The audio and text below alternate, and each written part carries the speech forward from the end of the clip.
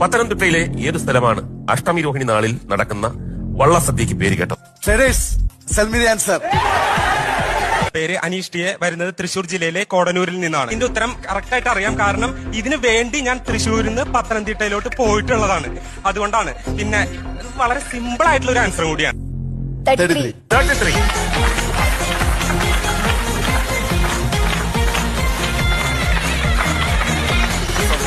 Thank you madam. പേര് അനീഷ് എന്നാണ്. തൃശ്ശൂരിൽ നിന്ന് വരുന്നു. ഇനി നീ ആനയുടെ കാര്യം ഇനി പറയരുത്. ഇല്ല ഒരിക്കലില്ല. ഇത് അത്ര വലിയ ടഫായിട്ടുള്ള ഒരു ചോദ്യമല്ല. അതുകൊണ്ട് തന്നെ എനിക്ക് ഇതിന്റെ ഉത്തരം പറഞ്ഞു തരാനായിട്ട് സാധിക്കും. വിളിച്ചാൽ പറഞ്ഞു തരാം. എല്ലാം വ്യക്തമായിട്ട് പറഞ്ഞിരിക്കുകയാണ്. 34 വേണോ 7 വേണോ? 7. ഉത്തരം ശരിയാണ്.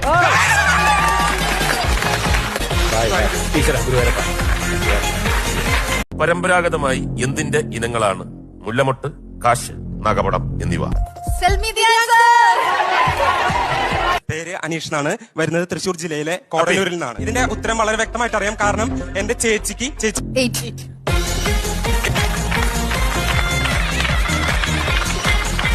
നിങ്ങൾ എന്റെ അനിയത്തി കുട്ടികളുടെ പോലെയാണ്. 750 രൂപ മതി.